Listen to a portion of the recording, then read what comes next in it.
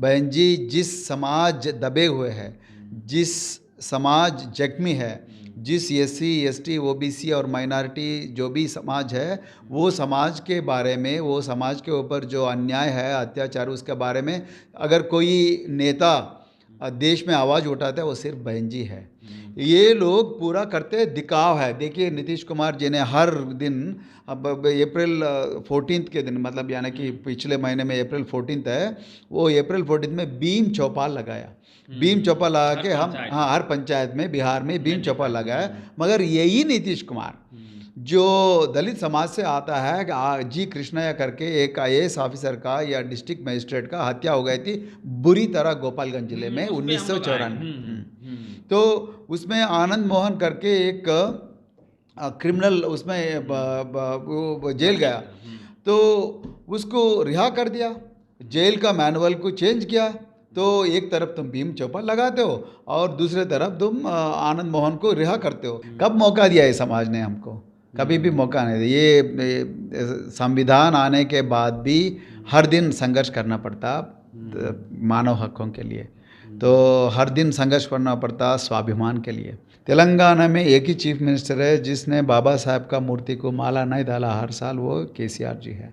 केसीआर जी ऐसा सीएम है देश में, वो संविधान को निकालना करके, ये संविधान को ख़त्म करके नया संविधान देश में लागू करना करके 2 बार प्रेस कॉन्फ्रेंस बता के, जो पिछले साल फरवरी में प्रेस मीट लगा के, मीडिया कॉन्फ्रेंस लगा के केसीआर ने बहुत बड़ा आवाज़ उठाया इस संविधान को ख़त्म करना।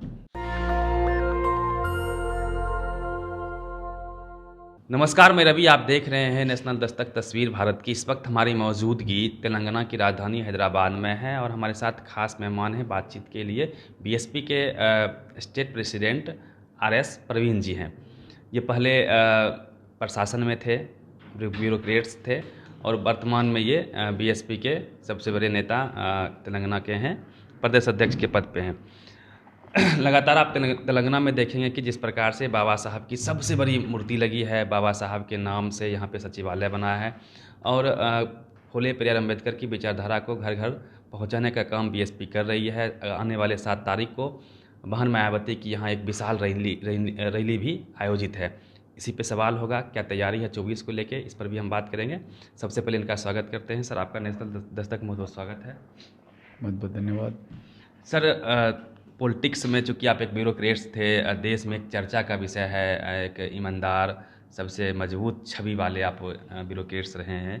बीएसपी में जुड़ने का क्या पर्पस रहा? कब से लगा कि पॉलिटिक्स में आना चाहिए? थोड़ा अपने बारे में ब्रीफ कर दीजिए। देखिए, मैं भारतीय पुलिस सेवा का अधिकारी था कि मैं 1995 में, यानी कि 1995 में मैं भारतीय पुलिस सेवा में ज्वाइन हुआ था। उससे पहले हम गांव से आते थे कि महबूबनगर ज़िला में एक बहुत डीप इंटीरियर गांव से आया हमने। तो 8वीं कक्षा तक हम बिजली भी नहीं देखे, उतना गरीबी और उतना पिछड़े थे वो गांव। तो वहाँ से अपना मातृभाषा में पढ़ के, देन उसके बाद नहीं थी गाँव में? बिजली 8वीं कक्षा तक हम बिजली भी नहीं देखे गांव में। मैं बात कर रहा हूँ 1970 का बात कर रहा हूँ। तो वहाँ से लेके यूनिवर्सिटी में आ गया। यूनिवर्सिटी में पढ़ के बहुत मेहनत करके, दिन रात मेहनत करके, पढ़ाई करके आईपीएस में शामिल हो गए। तो आईपीएस में कम से कम 17 साल का नौकरी होने के बाद तब हमको लगा फिर एक बार शिक्षा के रूप में यूनिवर्सिटी जाए। तो हमने स्टडी लीव लेके हार्वर्ड यूनिवर्सिटी गए अमेरिका में, जिस यूनिवर्सिटी में बैरक ओबामा पढ़ा है, उसी यूनिवर्सिटी में हमने मास्टर ऑफ पब्लिक एडमिनिस्ट्रेशन ने किया है। और वहाँ से वापस आने के बाद सर्विस लीव लेके आप जो है पढ़ने के लिए गए? हाँ जी, हाँ जी। सो सर्विस लीव लेके हमने पढ़ने के लिए गए। उसके बाद पीजी का डिग्री लेने के बाद वापस आके हमने सोचा कि पिछड़े शोषित समाज और जितने भी अनुसूचित जाति, जनजाति और ओबीसी, जितने भी गरीब लोग हैं, माइनॉरिटी, वो सब लोगों के लिए कुछ ना कुछ, उसका खास करके शिक्षा के बारे में, जैसा बाबा साहब ने बोला, एजुकेट और ऑर्गेनाइज। तो एजुकेट में सबसे पहला मुद्दा यह है कि शिक्षा होना चाहिए। तो पिछले हज़ारों सालों से हमने को जो शिक्षा जो आने वाला था, वो शिक्षा नया आने दिए मनुवादी समाज ने। तो हमने सोचा कि वो शिक्षा के बारे में बहुत जोर दिया जाए। कि मैंने सरकार को रिक्वेस्ट करके मैंने सामाजिक कल्याण विभाग में डिप्यूटेशन में गया हूँ। उसमें 9 साल काम किया मैंने। मेरे हाथों से 10 लाख बच्चे बहुत कामयाब हो गए। तो उसके बाद हमको लगा कि ये लोगों को जो भी मैंने किया एक अधिकारी के रूप में वो 1% है, फिर भी और 99% जो है अभी भी बाकी है। तो उस 99% को अभी काम करना वो अधिकारी का रूप में नहीं होता। तो ज़रूर राजनीति में जाना करके मैं राजनीति में आ गया। बाबा साहब ने कहा था कि हमारी दोहरी जिम्मेवारी है, हमें अपना भी पेट पालना है, खुद भी आगे बढ़ना है और समाज को भी लेके बढ़ना होगा, क्योंकि हजारों साल से कास्ट बेस्ड जिस प्रकार से एट्रोसिटी रही, लोगों को पढ़ने लिखने नहीं दिया गया, संपत्ति रखने नहीं दिया गया, मंदिर जो पावर सेंटर था उससे दूर रखा गया, इसलिए हमारी जिम्मेवारी दोहरी है। सर, मैं थोड़ा सा और आपके बारे में जानना चाहूँगा। पिताजी आपके क्या करते थे, माताजी क्या करती थी? मेरा माँ और बाप दोनों, पिताजी और माताजी दोनों शिक्षक थे, प्राइमरी स्कूल का टीचर्स थे वो लोग। तो वो लोग भी बहुत गरीबी से आ गया, भेदभाव से वो लोग भी बहुत। जमीन उमीन थी गाँव में? हाँ नहीं, बिल्कुल नहीं, ज़ीरो ज़ीरो। अभी भी हमको कोई ज़मीन नहीं है। अभी भी जमीन नहीं है? नहीं है। तो ये तो अपने समाज के साथ तो सबके साथ है कि उनको खुद सब कुछ करना होता है, कोई लीगेसी नहीं होती है परिवार की। नहीं होता है, कोई नहीं होता है, कोई नहीं आने दिया। कब मौका दिया है समाज ने हमको? कभी भी मौका नहीं दिया। ये संविधान आने के बाद भी हर दिन संघर्ष करना पड़ता मानव हकों के लिए। तो हर दिन संघर्ष करना पड़ता स्वाभिमान के लिए। क्या तो आप लोगों के साथ, चूँकि 80-90 का जो दशक था, जैसे हम लोग बिहार से आते हैं, कहा जाता है कि उस वक्त भी खटिया पे बैठने का अधिकार नहीं था। जगदेव बाबू ने, कर्पूरी ठाकुर ने, लालू यादव ने वहाँ पे काम किया, कांसीराम ने यूपी में काम किया, तब जाके जो बाबा साहब ने जो सीटें आरक्षित की थी लोकसभा के लिए, वहाँ पे लोग अपने नौकर को जिता के भेज देते थे। तो आप लोग चूँकि उस वक्त युवा थे, पढ़ लिख रहे थे, ये अम्बेडकर राइट्स या फिर फूले प्यारे अम्बेडकर के बारे में कब से लगा कि कब से ये चीज़ें समझ में आने लगी कि जो हम लोग के साथ इस तरह के भेदभाव हो रहे हैं, उनकी विचारधारा पे चलना चाहिए, ये बातें आई कब से? जब से हमने सामाजिक कल्याण विभाग में आ गए हैं कि तब गरीबी से एकदम डायरेक्ट एक्सपोजर हुआ हमसे। तो जब भी गांव में जाते बच्चों के पढ़ाई के लिए, बच्चों के माँ बाप को बात करने के लिए, तब गांव में असलियत जो है, तो हकीकत और असलियत जो है वो आपका सामने आ जाती है। जब तक आप अधिकारी रहते, खास करके पुलिस अधिकारी रहते हैं, तब तक आपके आजू बाजू में जितने भी ऑफिसर रहते हैं वो आपको हकीकत कभी भी सामने नहीं बताते। जो घेर तो के लोग हाँ, घेर के रखते हैं और वो भी आपको आने के लिए ज़रूरत पैदा नहीं होता। खास करके कई अधिकारी बोलते हैं कि अरे दरोगा को बोल के तुम मैनेज कर लेना। तो दरोगा अच्छा से मैनेज करता है। दरोगा कभी भी आपको हकीकत नहीं बताने देता है। तो हकीकत आपका सामने कभी भी नहीं आता। इसीलिए आप समझते हैं कि दुनिया बहुत सुंदर है, दुनिया में कोई भेदभाव नहीं है, दुनिया में पूरा समानता है। पढ़ लिख के हमारे लोग रेशनल होते जा रहे हैं, कोई रेडिकल नहीं है अम्बेडकर राइट्स को लेके। और है ना कहीं सबको, जो हमारे पदाधिकारी हैं पढ़ लिख के हमारे समाज के लोग आगे गए हैं, उनको समाज को देखते हुए काम करना चाहिए, चाहे नेता हो, पार्टियां हो या ब्यूरोक्रेट्स। 100% समाज को देख के काम करना चाहिए। जिससे हमारी लड़ाई है, जो मनुवाद से लड़ाई है, किसी समाज से नहीं है, वो चपरासी से लेके चीफ जस्टिस तक एक दूसरे को बचाने में, एक दूसरे को हेल्प करने में, हाथ खींचने में रहते हैं। इसका कारण ये है कि उसके पीछे राजनीतिक दल नहीं है। अभी बहुजन समाज पार्टी इसीलिए आ गया कि ये पढ़े लिखे जो भी समाज है वो अभी कर्मचारी बन के थोड़ा बहुत तनख्वाह कमा के थोड़ा अपने ख़ानदान को थोड़ा देखभाल कर रहे हैं और अपने समाज को थोड़ा बहुत देखभाल कर रहे हैं, मगर वो अभी भी डरे हुए हैं। इसीलिए डरे हुए हैं कि उसके पीछे कोई ताकत वाली राजनीतिक दल नहीं है। इसीलिए मानश्री कांशीराम नहीं है, संसाधन नहीं है, उसके पास संसाधन नहीं है, जमीन नहीं है, तो यदि नौकरी गई तो फिर और नेटवर्क भी नहीं है। उसके बारे में कोई अखबार भी, नेशनल दस्तक जैसा अखबार बहुत कम है ना। तो नेशनल दस्तक जितने भी तुम्हारे ऊपर हमला होता है, शंभू जी पी से भी हमला होता है, 2 दिन पहले मेरे ऊपर भी हुआ। हाँ, आपके ऊपर भी होता है। हमला होने के बावजूद भी आप मतलब बहुत दिलचस्पी से, बहुत करेज से आप लोग सच लोगों को बता रहे, मगर आपके सिवा कोई ज़्यादा अखबार मैं नहीं देखता हूँ जो हकीकत, जो जुर्म हो रहा है, जो अत्याचार हो रहा है, जो अन्याय हो रहा है, उसके बारे में कोई भी बात नहीं करता। तो लेकिन मान्यश्री कांशीराम जी ने, बहन जी कुमारी मायावती जी ने ये सोचा 1984 में कि हमारे लिए 1975 में ये लोग एक बैमसेफ करके एक ऑर्गेनाइजेशन शुरू किया, उसके बाद DS4 ने शुरू किया, उसके बाद 1984 में बहुजन समाज पार्टी ने शुरू किया, उसके बाद 10 से 15 साल तक वो मिशन का काम किया, मिशनरी का काम साइकिल किया, से पूरे देश को साइकिल के पूरे देश में काम किया, साइकिल से देश में पूरे हर कोने में देश में गए और यूपी में सत्ता हासिल किए ये लोग। जब ये लोग सत्ता हासिल किए तब ये समाज जो भी कर्मचारी है वो लोग को थोड़ा बहुत करेज आ गया, अरे यार हमारे पीछे एक राजनीतिक दल है। इसीलिए मैं ये कह रहा हूँ कि कर्मचारी इसके ऊपर एक इल्ज़ाम लगाना, तुम लोग अपने खानदान को देखभाल कर रहे हैं, अपना समाज को देखना देख रहे करके बोलना आसान है, बैकअप नहीं है, बैकअप नहीं है ना। तो राजनीतिक दल एक रहना चाहिए उसके पीछे, देखो तुम आगे बढ़ो, हम तुम्हारा साथ है, हम तुम्हारा हिफाजत करेंगे करके एक राजनीतिक दल बोलना चाहिए। बहुजन समाज पार्टी आज वो भूमिका निभा रही है देश में। मैं सर वर्तमान पॉलिटिक्स पे अब आने का प्रयास करूंगा। बहन जी 7 तारीख को यहाँ पे आ रही है, विशाल रैली का अनुमान है, कितनी तैयारी है? बहुत तैयारी है, पूरे तेलंगाना हज़ारों सैकड़ों लोग बहन जी के आगमन के लिए बहुत प्यासी है और इंतज़ार भी कर रहे हैं, क्योंकि 2019 में बहन जी आ गई थी यहाँ पे जनरल इलेक्शंस के प्रचार के कैंपेनिंग के रूप में। उसके बाद बहन जी नहीं आ सकी, बहन जी बहुत बिजी थे। तो अभी तेलंगाना में एक बहुजन समाज पार्टी बहुत रोशनी और बहुत रफ्तार से, बहुत तेज़ी रफ्तार से आगे बढ़ रही है। तो लोग चाह रहे हैं भजन आने के लिए। घर घर तक फूले पेरियार अम्बेडकर की विचारधारा, कांसीराम की विचारधारा पहुंची है? कितना पहुंचा है, कितना बाकी है?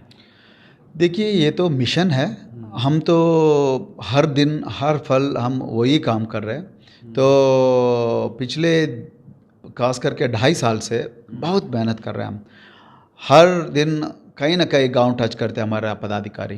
तो कहीं ना कहीं 10 ग्रास रूट लेवल पे बहुत काम हो रहा है, उसका फल जो है बहुत मीठा रहेगा। उसका फल आपका, उसका जितने भी कामयाबी जो है आने वाले दिनों में आपको पता चल जाएगा। आप लोग क्या मानते हैं, बीएसपी के पास दोहरी जिम्मेवारी है, समाज को भी जगाना है, पॉलिटिक्स भी करना है? दोनों करना है ना, ये तो सोशल जस्टिस मिशन है ना, तो सामाजिक कल्याण मिशन है, परिवर्तना मिशन है।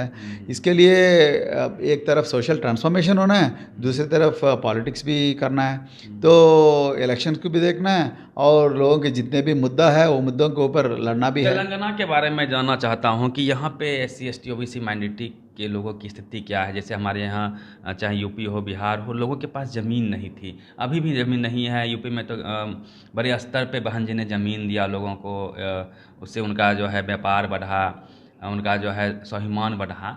तो यहाँ पे लोगों की क्या आर्थिक स्थिति का क्या हाल है? बहुत अच्छा सवाल है, मैं आपको बहुत धन्यवाद करता हूँ ये सवाल पूछने के लिए। तेलंगाना में भी वही हालत है, तेलंगाना में भी SC और ST लोगों के पास इतना ज़्यादा ज़मीन नहीं है, खास करके शेड्यूल्ड कास्ट के ऊपर। शेड्यूल्ड कास्ट के पास कोई ज़मीन नहीं है, 75% शेड्यूल्ड कास्ट में ज़मीन नहीं है, अभी भी ज़मीन नहीं है। ये तो सही है, ये तो सच है। शिक्षा की क्या हालत है? चूँकि बाबा साहब का कंसेप्ट था कि अंग्रेजी पढ़ो, खूब पढ़ो, शिक्षा वह शेरनी का दूध है जो जितना पिएगा दहाड़ेगा। 2012 तक वो शिक्षा भी अपने मातृभाषा में होता था और बहुत बुरी तरह होता था।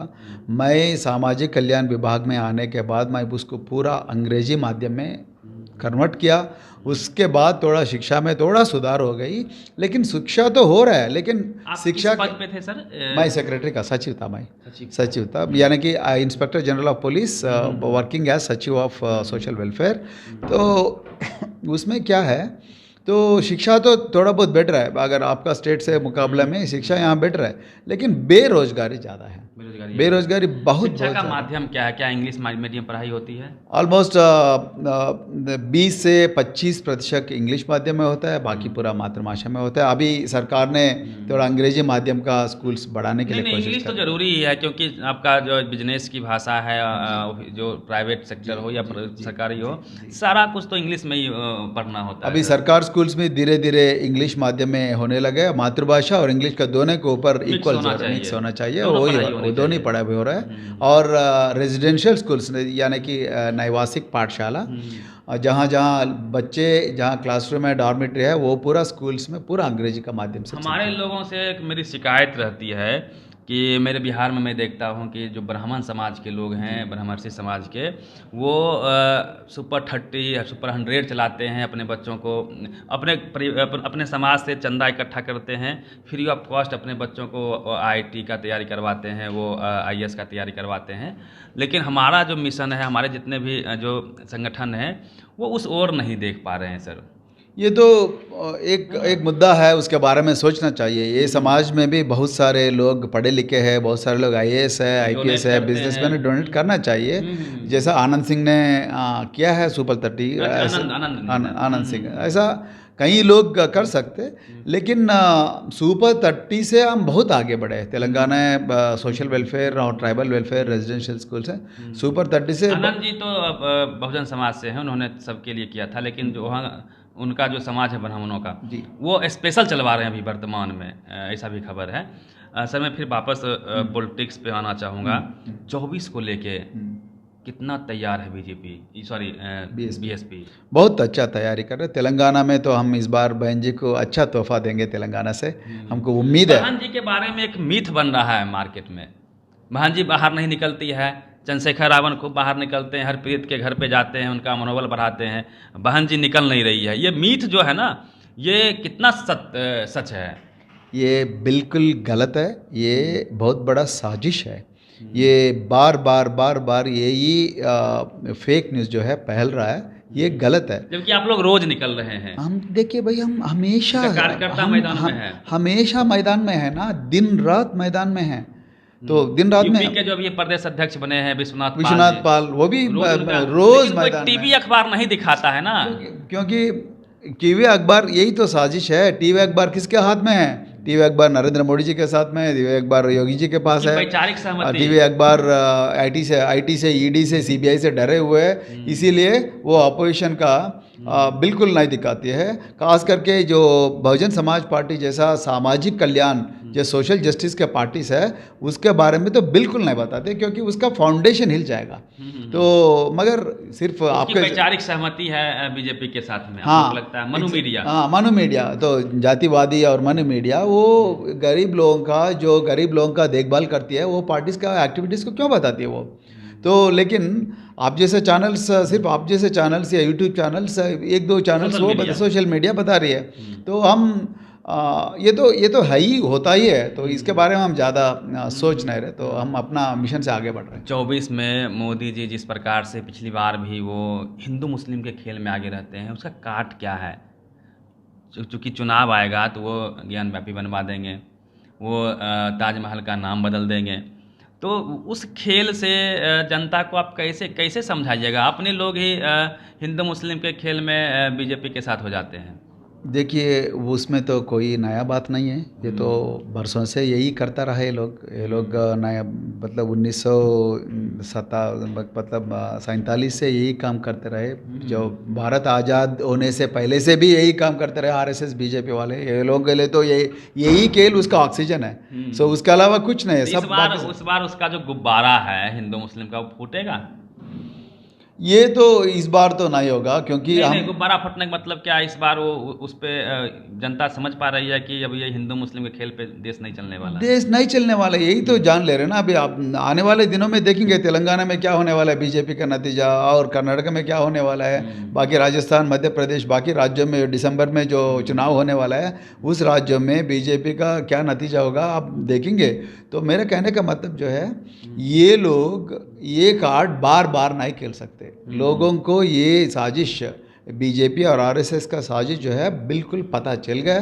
तो इस बार तेलंगाना में तो अच्छा सबक सिखाएंगे बीजेपी और आरएसएस मानववादी संस्था। एक सवाल है सर, हम लोग का मानना है कि 21वीं जो सदी है, ये फूले पेरियार अम्बेडकर काशीराम के विचारों की सदी होगी, और वो होता हुआ भी दिख रहा है। कोई भी पार्टी आज उनके विचारों के इतर बात नहीं कर पा रही है। उनको इग्नोर करना मुश्किल होता जा रहा है। बीजेपी भी क्लेम करती है कि हमने एसटी राष्ट्रपति दिया है, एससी राष्ट्रपति दिया है, 27 ओबीसी मंत्री वो क्लेम करते हैं। तो क्या लगता है कि दोनों पे, और एक साथ जो है सवर्णों को वो ईडब्ल्यूएस भी दे रही, दोनों पिच पर खेल रही है। काट क्या है आप लोगों के पास? देखिए, यही तो हम बता रहे लोगों को। देखिए, ये संविधान को बदलना चाहती है। बीजेपी और आरएसएस दोनों मिलके इलाहाबाद में यानी कि प्रयागराज में ये कमेटी बनाया और हिंदू राष्ट्र संविधान उसका कमेटी हो गया, उसका रिपोर्ट भी बाहर हो गया। उसमें क्लियरली बता रहे कि ये संविधान जो है आने वाले दिनों में जो मनुस्मृति, रामचरितमानस और जितने भी भगवद गीता ये ग्रंथों के ऊपर ये संविधान बन गया और इस संविधान में मुस्लिम को वोट हक नहीं देंगे और ईसाया को वोट हक नहीं देंगे, यानी कि क्रिश्चियंस को वोट हक नहीं देंगे। तो ये सब जितने भी मतलब गलत चीज़ है वो सब लोग इसी में लगा उसका काट क्या है? क्या उसका काट फूले पेरा अम्बेडकर की विचारधारा है? इसीलिए उसका कार्ड जो है फूले अंबेडकर पेरियार और कांशीराम जी का विचारधारा है।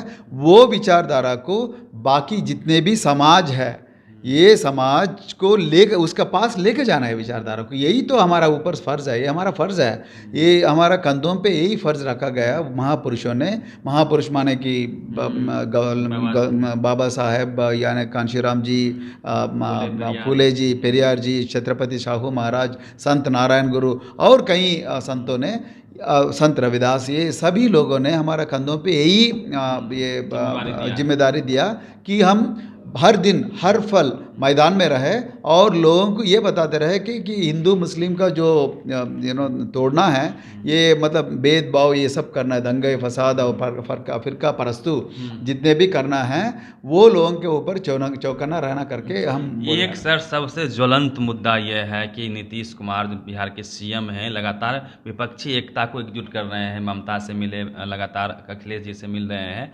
मायावती जी से मुलाकात नहीं हो पा रही है। कहा जा रहा है कि मायावती को फ़ोन करते हैं, मायावती जी उनको नो एंट्री लगा रखी है। कितनी सच्चाई है? क्या विपक्ष के एकजुटता में आप लोग का इंटरेस्ट नहीं है? क्या स्टैंड रहेगा? देखिए ये तो नेशनल मुद्दा है, तो शायद हमारा नेशनल पार्टी इसका जवाब देगा। मगर एक चीज़ मैं बोलना चाहता हूँ, ये चाहे वो नीतीश जी हो चाहे कोई भी हो, वो लोग बहन जी से डरे हुए हैं। बहन जी, क्योंकि बहन जी सच बताती है। बहन जी जिस समाज दबे हुए है, जिस समाज जख्मी है, जिस एससी एसटी ओबीसी और माइनॉरिटी जो भी समाज है, वो समाज के बारे में, वो समाज के ऊपर जो अन्याय है, अत्याचार, उसके बारे में अगर कोई नेता देश में आवाज़ उठाता है वो सिर्फ बहन जी है। ये लोग पूरा करते दिखाव है। देखिए नीतीश कुमार जी ने हर दिन, अब अप्रैल 14 के दिन, मतलब यानी कि पिछले महीने में अप्रैल 14 है, वो अप्रैल 14 में बीम चौपाल लगाया। बीम चौपाल लगा के हम हर पंचायत में बिहार में बीम चौपाल लगाया। मगर यही नीतीश कुमार जो दलित समाज से आता है, जी कृष्णया करके एक IAS ऑफिसर का या डिस्ट्रिक्ट मजिस्ट्रेट का हत्या हो गई थी बुरी तरह गोपालगंज जिले में 1994। तो उसमें आनंद मोहन करके एक क्रिमिनल उसमें जेल गया, तो उसको रिहा कर दिया, जेल का मैनुअल को चेंज किया। तो एक तरफ तुम भीम चौपाल लगाते हो और दूसरे तरफ तुम आनंद मोहन को रिहा करते हो। तो सिर्फ ये आप लोग का ये कंसेप्ट है कि हम समाज के हितों को अनदेखी करके पॉलिटिक्स नहीं करेंगे, समाज का हित सर्वोपरि होना चाहिए। यस, तो मैं इसीलिए बोल रहा हूँ, सिर्फ ये देश में सिर्फ बहन जी आवाज़ उठाई, कोई राजनीतिक दल पहले बहन जी आवाज़ उठाई कि ये अन्याय है, आपका जितने भी मजबूरी हो सकता है। ये मुद्दा ग्लोबल हुआ, ग्लोबल हो गया। तो मैं इसीलिए बोल रहा हूँ, ये लोग बहन जी से, बसपा से इसीलिए डरे हुए। बसपा हमेशा ईमानदारी से ये अनुसूचित जाति, जनजाति, पिछड़े जाति और माइनॉरिटी जितने भी लोग हैं वो लोगों के लिए लड़ाई करती है, वो लोगों से आवाज़ उठाती है। मगर ये लोग, ये जो आप जिस नेता के बारे में बताए, वो लोग अपना सीट को बचाने में बिजी है। वो अपना सत्ता को, हमेशा वही सत्ता पे बैठने के लिए बिजी है, वो हमेशा सत्ता में वही बैठना चाहते हैं। तो मैं थोड़ा सा ब्रीफ कर देता हूँ। दिसंबर 1994 को जी कृष्णया जो तेलंगाना से थे, वर्तमान के हैदराबाद से थे, उनकी हत्या हो गई थी। वो DM थे गोपालगंज के और आनंद मोहन उनमें कन्विक्ट हुए। उनको पहले मौत की सज़ा हुई, उसके बाद आजीवन कारावास में बदला गया और 14 साल सज़ा काटने के बाद जेल के मैनुअल को चेंज करके, क्योंकि किसी पदाधिकारी के हत्यारे या फिर रेप और मर्डर में, रेप और एक और सेक्शन है उसमें, जिसमें यदि आप आरोपी कन्विक्टेड होते हैं तो आपको आजीवन कारावास जेल में रहना होगा आपकी रिहाई संभव, रिमिशन पिटीशन आप नहीं कर सकते हैं, लेकिन उस जेल के मैनुअल को चेंज करके नीतीश जी ने उस व्यक्ति को, आनंद मोहन को रिहा किया।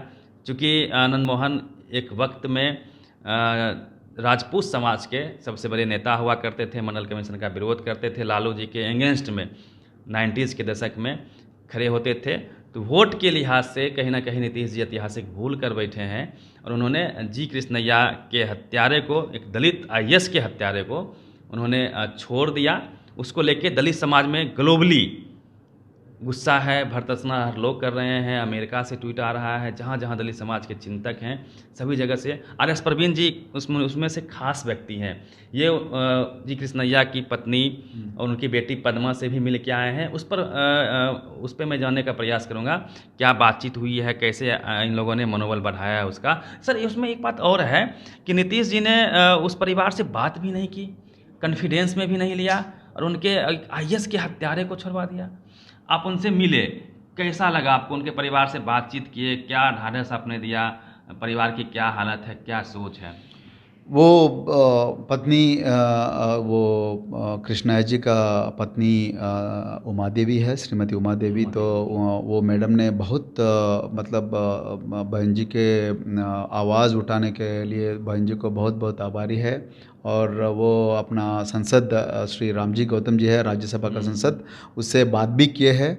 वो अपना थैंक्स भी बताए बहन जी को थ्रू रामजी गौतम को। तो हमने ये नीतीश कुमार जी ने अभी तक उससे बात भी नहीं किया। किस चेहरा से बात करेगा वो? एक तरफ एक IAS ऑफिसर का हत्या मतलब सब लोगों का सामने होती है। मुश्किल से आप IAS बने, कितना मुश्किल से वो IAS बने। हमारा जो कृष्णैया जी जो है हमारा गांव से है। हाँ, वो जिस गांव से मैं आता हूँ वही गांव से कृष्णैया जी IAS बने। उसका घर जो है अभी भी जोपड़ है, अभी भी जोपड़ है। इतना ईमानदार IAS ऑफिसर था कृष्णैया जी ने, अभी भी जोपड़ है। वो जाके वो उमा देवी मैडम ने बताया कि बहुत मेहनत करते थे वो लोग, रात भर काम करते थे। और ये मैडम ने ये मतलब उसका आंखों में, पिताजी कूली थे, वो खुद भी कूली का कुछ दिन काम करते थे वो। हाँ, खुद उसका टिफिन बॉक्स खुद लेके जाते थे। जब IAS ऑफिसर बनने के बाद भी खुद का टिफिन बॉक्स लेके जाते थे कृष्णैया। ये हालत था कृष्णैया जी का। तो उसका हत्या हो गई। उसके बाद उमा देवी मैडम ने ये बताया कि सरकारी कर्मचारी इतना मेहनत करके गवर्नमेंट का प्रोग्राम्स को इम्प्लीमेंट करने के बाद भी उसका हत्या होता है। और चीफ मिनिस्टर यही IAS ऑफिसर से काम करना होता है। किस चेहरे से IAS ऑफिसर्स को देख सकता वो? किस चेहरे से सरकारी कर्मचारी इसको देख सकता? तो इसीलिए बहुत गुस्सा है वो, बहुत दुखी भी है और गुस्से भी है। गुस्सा भी है वो उमा देवी मैडम को। क्या आश्वासन दे के आए? हम इसीलिए ये बोला कि हम जब तक नीतीश कुमार सरकार वो ऑर्डिनेंस, वो प्रिजन रूल को जब वो जो बदला गया ऑर्डर को वापस नहीं लेते, आनंद मोहन को जब तक जेल के अंदर फिर नहीं भेजते, तब तक बहुजन समाज पार्टी संघर्ष करते रहेंगे। हमारे रामजी गौतम जी यही ने मीडिया को बताया, यही हम बिहार और हर जगह, न केवल बिहार, पूरा देश में ग्लोबल अमेरिका से ट्वीट आ रहे हैं, अमेरिका से भी ट्वीट आ रहे हैं। बहुजन समाज बिल्कुल रेस्ट नहीं लेगी। जरूर नीतीश कुमार जी के जो रूल है, वो नीतीश कुमार के जो एक्शन है उसके खिलाफ जरूर हम लड़ाई करेंगे। और जब तक इंसाफ जी कृष्णैया जी का फैमिली को नहीं पहुंचती, तब तक हम पूरे रास्ता ढूंढ लेंगे। परिवार के आप संपर्क में लगातार बने हुए हैं? लगातार बने हुए हैं। ठीक है सर, एक सवाल और लूँगा। यहाँ पे सबसे बड़ी मूर्ति बनी है, नाम रखा गया है नया सचिवालय का बाबा साहब के नाम पे। क्या लगता है कि ये बहुजन समाज पार्टी के दबाव की वजह से हुआ?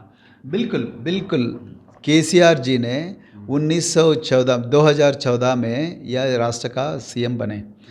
2014 से 2023 तक एक बार भी बाबा साहब का मूर्ति को आके माला नहीं डाले। ये तो सच है, एक बार भी नहीं आया मुख्यमंत्री। उसका घर और उसका बाबा साहब का मूर्ति जहाँ टैंक बंड होता है हुसैन सागर तालाब के ऊपर बहुत बड़ा बाबा साहब का मूर्ति है। ये नया मूर्ति से पहले आया था, वो 50 साल का उम्र का मूर्ति है। हर चीफ मिनिस्टर हर साल अप्रैल 14 के दिन जाके वो माला डालते थे। तेलंगाना में एक ही चीफ मिनिस्टर है जिसने बाबा साहब का मूर्ति को माला नहीं डाला हर साल, वो KCR जी है।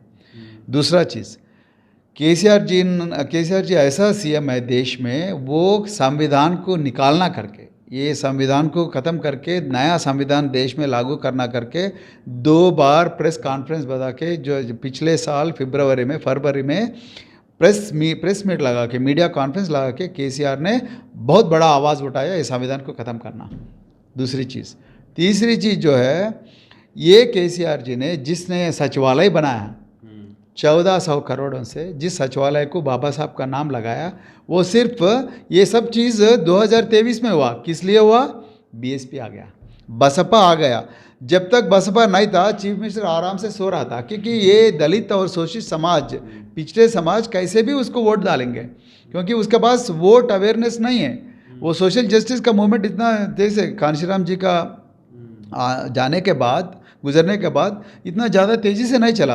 अभी हम बहन जी का आदेश लेके, जब 2021 से जो लगातार रफ्तार हमेशा मैदान में रहा, केसीआर एक बार डर गया, मेरा वोट बैंक पूरा बीएसपी की तरफ जा रहा है, तो कुछ ना कुछ करना है, जरूर कुछ करना करके अर्जेंटली उसको सचिवालय को बाबा साहब का अम्बेडकर का नाम लगाया, और उसके बगल में 125 फीट का बाबा साहब का मूर्ति लगाया। मैंने एक ही सवाल, 25 सवाल पूछा मैंने सीएम से, आप बाबा साहब का मूर्ति का उद्घाटन करने से पहले ये 25 सवाल का जवाब दो। पहला सवाल ये है कि आप 2014 में दलित सीएम बनाते करके बोले, नए तेलंगाना का पहला सीएम होगा वो दलित होगा, वो अभी तक पूरा नहीं हुआ। एक दूसरा, हर दलित को 3 एकड़ का जमीन देंगे, सिर्फ ये 10,000 एकड़ दे सका, उससे ज़्यादा नहीं दिया। तीसरा, सबको नहीं मिल पाया, सबको नहीं मिला। तीसरा, आप जो बोले संविधान को निकालना, हमने ये सवाल पूछा, संविधान, अभी जो संविधान बाबा साहब ने लिखा है, वो संविधान के ऊपर आपको फेथ नहीं है क्या? तो वो क्लैरिफाई करना। और चौथा, जितने भी कॉन्ट्रैक्ट्स है, गवर्नमेंट कॉन्ट्रैक्ट्स, उसमें आरक्षण नहीं है, क्यों आरक्षण नहीं है? सबको मिलना चाहिए, सबको मिलना चाहिए। बाबा साहब वही तो बोला, समानता, जस्टिस, लिबर्टी, इक्वालिटी, फ्रेटर्निटी। जो संविधान, जो जिस बाबा साहब का मूर्ति का आपने उद्घाटन कर रहे, उस संविधान में, बाबा साहब का हाथ में एक संविधान रहता है, उस संविधान में आर्टिकल 39 में बोलता है सबको मिलना चाहिए। आर्टिकल 15, 16, 17, आर्टिकल 15 और 16 में समानता के बारे में होता है, इक्वालिटी। तो उसका बारे में भागीदारी पावर सेंटर में, भागीदारी के बारे में बात किया, ब्यूरोक्रेसी में, स्पोर्ट में, कल्चर में, कुछ भी नहीं किया ना, टेंडर में। तो आप बोलिए कुछ भी नहीं किया, तो हमने यही सवाल पूछा। तो उस सवालों के बारे में अब देखिए, एक दलित महिला IAS ऑफिसर रानी कुमुदिनी करके है, उसको अभी भी 6 महीने का सर्विस बाकी है, सीनियर मोस्ट है, उसके ऊपर एक भी कंप्लेंट नहीं है, ईमानदार IAS ऑफिसर है, उसको चीफ सेक्रेटरी नहीं बना, उससे जूनियर को चीफ सेक्रेटरी बनाया। मैंने ये सवाल पूछा, जो नया सचिवालय आपने बताया और उसके ऊपर बाबा साहब का नाम लगाया, उसमें क्यों एक दलित महिला चीफ सेक्रेटरी बन के नहीं बन सकती है? उसका सवाल का भी जवाब देना तो है सर। अब जातिवाद शहरों में शिफ्ट हुई है, महीन हुई है। हाँ, ये पावर सेंटर में जातिवाद होता है कि आपको पोस्ट नहीं मिलेंगे, IAS बन जाएंगे लेकिन सचिव नहीं बनेंगे आप। वही तो बोल रहे, इसीलिए बोल रहे, सिर्फ एक मूर्ति लगा के लोगों को बताने के लिए, ये तो दिखाव है, लोगों को बताना है। आप देखिए, कल सचिवालय का उद्घाटन हो गया, उसका नाम ऊपर बाबा साहब का नाम लगाया, वो उद्घाटन समारोह का एडवर्टाइजमेंट्स, ये देश में जितने भी अखबार है, लोकल अखबार और इंग्लिश अखबार, पूरा 50 करोड़ से ज़्यादा पैसा, पब्लिक पैसा खर्च करके उसमें एडवर्टाइजमेंट डाल दिया, छप दिया। लेकिन अंदर जो हो रहा है, आज मैं इसीलिए लेट हो गया क्योंकि सामाजिक कल्याण हॉस्टल्स में, जैसा आपका पटना में महेंद्र हॉस्टल है, जैसा सामाजिक कल्याण अम्बेडकर जी के नाम से हॉस्टल्स है, वो हॉस्टल में बच्चों को खाना नहीं मिल रहा। मैं अभी धरना से आ रहा हूँ वापस। तो एक तरफ तो बाबा साहब का मूर्ति लगाया, सेक्रेटरीट को बाबा साहब का नाम लगाया, दूसरे तरफ आप लोगों को पैसा नहीं दे रहे। लेकिन सर, जो दलित छात्र हैं उसको विदेश यदि पढ़ना है, उसके लिए तो फंड दे रही है सरकार। केसीआर गलत है, विदेश को भेज दिया, फंड नहीं आ रहा, वो विदेश में अटक गए लोग, वो से फंड नहीं आ रहा करके रो रहे लोग। 500 लोगों को 20 लाख का था ना, 20 लाख का है, मगर 20 लाख में 10 लाख देके बाकी 10 लाख नहीं भेज रहे, इसीलिए तो लोग रो रहे हैं। वो मतलब वहाँ बैंक से जाके लोन ले रहे हैं बच्चे, ये हकीकत है। ये लोग, ये बाकी दुनिया को नहीं पता चलता है, ये तो हकीकत है, इसीलिए हम संघर्ष कर रहे हैं। यदि मान लीजिए कि यदि आपको मौका मिलता है तेलंगाना में राज करने का, तो वो कौन सा काम होगा जिसे आप सबसे पहले करने का प्रयास करेंगे? 2-4 काम। बहुत अच्छा सवाल है। हम हर, जैसा बहन जी ने उत्तर प्रदेश में सत्ता में आने के बाद हर गरीब को ज़मीन दिए है, 7 लाख एकड़ का ज़मीन बांट दिए है। हम तेलंगाना में तो ज़मीन नहीं है तो वो सब लोगों को कम से कम 1 एकड़ का ज़मीन जरूर जरूर जरूर देंगे, हर गरीब को, ना केवल एससीज को, हर गरीब को जिसके पास ज़मीन नहीं है हम वो ज़मीन 1 एकड़ का देंगे। और हमने हर मंडल, हर ब्लॉक को एक इंटरनेशनल स्कूल, अंग्रेजी माध्यम का एक इंटरनेशनल स्कूल बहुत बढ़िया फैसिलिटी से लगा देंगे। और हम पूरा जितने भी स्वास्थ्य है, मेडिकल जितने भी फैसिलिटीज है हर गरीब तक पहुंचा देंगे और वो भी फ्री होंगे, ये मान के रखिए। और हमने 10 लाख, जैसा बहन जी ने यूपी में 12 लाख जॉब्स पैदा किए हैं, हम ऐसी तेलंगाना में भी 10 लाख जॉब्स क्रिएट करेंगे। और हर गवर्नमेंट ठेकेदार, हर गवर्नमेंट कॉन्ट्रैक्ट में ठेकेदार, हर भागीदारी में। जॉब किस टाइप का? पकौड़ा तलने वाला, 2 करोड़ वाला? कौन सा?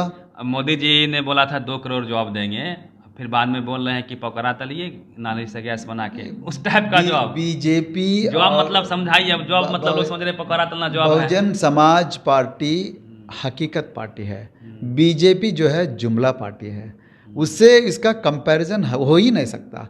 देखिए बीजेपी, बहुजन समाज पार्टी किस लोगों का विचारधारा से प्रभावित है? बाबा साहेब अम्बेडकर, मान्यश्री कांशीराम, संत नारायण गुरु और छत्रपति साहू महाराज, जो आरक्षण के गुरु है छत्रपति साहू महाराज, और पेरियार रामास्वामी, ये सब लोग अपने लिए खुद कुछ नहीं कमाया, ये लोगों को जोड़ने के लिए कोशिश किया। और वो जब मर गए, जो गुजर गए समाज, ये देश, ये धरती से, वो लोग गरीब हो गए। वो लोग खुद के लिए कोई नहीं कमाया। मगर आप जो बीजेपी के बारे में बताए, देखिए अदानी का घोटाला, वो पूरा पैसे बनाने में के चक्कर में लोगों को, अभी देश की पहलवान महिलाएं दिल्ली की सड़कों पे बैठी हुई देखिए वो चीज़ है।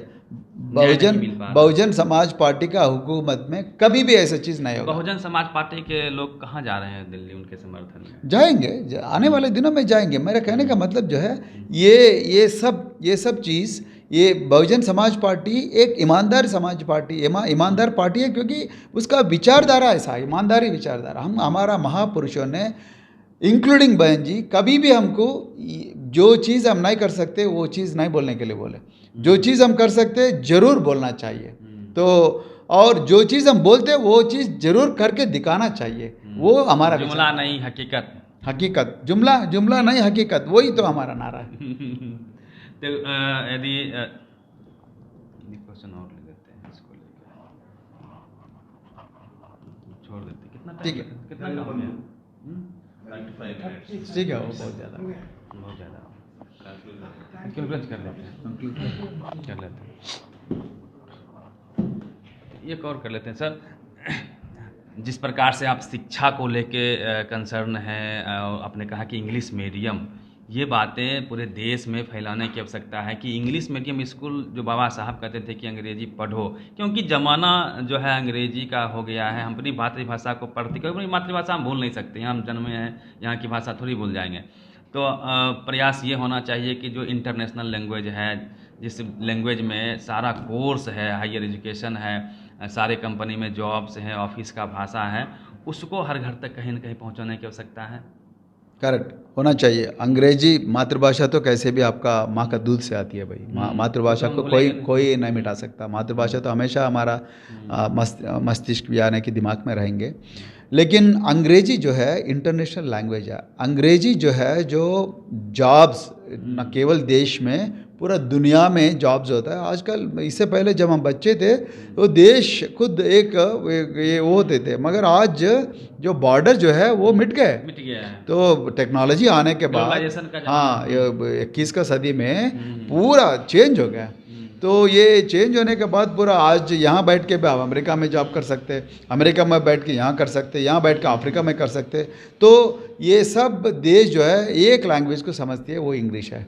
वो अंग्रेजी ये गरीब लोगों को कभी भी पहुंचा नहीं दे, सिर्फ ब्राह्मण वर्गों ने या कोई अपने बच्चों को, जो आरएसएस बीजेपी वाले भी अपने बच्चों को अमेरिका में पढ़ाता है, कैम्ब्रिज में, ऑक्सफोर्ड में, हार्वर्ड में, येल में, कोलंबिया में करोड़ों रुपए खर्च करके अपने बच्चों को वहाँ भेजते हैं। लेकिन गरीब बच्चे इंग्लिश मीडियम, को जो है लोकल मातृभाषा, गरीब बच्चों को लोकल लैंग्वेज पढ़ाने के लिए बोलते हैं। तो आपका न्यू एजुकेशन पॉलिसी वही होने वाला है। प्राइवेट यूनिवर्सिटीज़ पूरा आ गया। प्राइवेट यूनिवर्सिटी में अमीर बच्चे पढ़ते हैं और पब्लिक यूनिवर्सिटी में गरीब बच्चे पढ़ते हैं। पब्लिक यूनिवर्सिटी में कोई फैसिलिटीज नहीं है, तो पब्लिक यूनिवर्सिटी में जो जाते गरीब है उसके पास पैसे नहीं रहते, उसके पास लोकल लैंग्वेज, और अमीर लोग पढ़ते हैं वहाँ अंग्रेजी लैंग्वेज। तो ये जो है ये साजिश जो है इसको ब्रेक करना है। तो इसीलिए हम अंग्रेजी मस्ट करना है, अंग्रेजी में पढ़ना है, और बहुजन समाज पार्टी का जरूर अंग्रेजी में हम बहुत जोर देंगे। चलिए, बहुत बहुत धन्यवाद आपका, आपने वक्त निकाला नेशनल दस्तक से बातचीत करने के लिए। और पूरी बातचीत आपने देखा, 21वीं सदी अम्बेडकरवाद की सदी होगी। कोई भी पार्टी फूले पेरियार अम्बेडकर को इग्नोर करके पॉलिटिक्स नहीं कर सकती है। बीजेपी भी प्रो अम्बेडकरवाद, प्रो फूले पेरियार अम्बेडकर की विचारधारा की ओर प्रो दिखना चाहती है। और जितनी भी पार्टियां पूरे देश में है, चाहे नीतीश जी की पार्टी लगातार भीम चौपाल लगा रहे थे, बीएसपी तो हार्ड रेडिकल एक तरह से कह लीजिए, रेडिकल अम्बेडकरवादी अम्बेडकराइट्स पार्टी है, चाहे सपा हो, सपा के जो सुप्रीमो हैं अखिलेश यादव बोल रहे हैं हम शूद्र हैं। तो कहीं ना कहीं 21वीं सदी में आपको और आने वाले चुनाव में आपको एक दिलचस्प नज़ारा देखने को मिलेगा। हर घर में अम्बेडकरवाद, हर घर तक फूले पेरियार अम्बेडकर की विचारधारा इस चुनाव तक या आने वाले सदी में आने वाले समय में आपको पहुंचता हुआ दिखेगा। उसमें बीएसपी की एक महती भूमिका है। पूरी बातचीत कैसी लगी, अपनी प्रतिक्रिया जरूर दीजिएगा। नेशनल दस्तक, रवि। नेशनल दस्तक की आपसे गुजारिश है कि अगर इसको बचाना चाहते हैं तो नेशनल दस्तक को सब्सक्राइब करने के लिए रेड कलर के सब्सक्राइब बटन को दबाएं, फिर बेल आइकन की घंटी दबाएं। नेशनल दस्तक को बचाने के लिए बहुत जरूरी है कि हर खबर को शेयर करें, लाइक करें, कमेंट जरूर करें।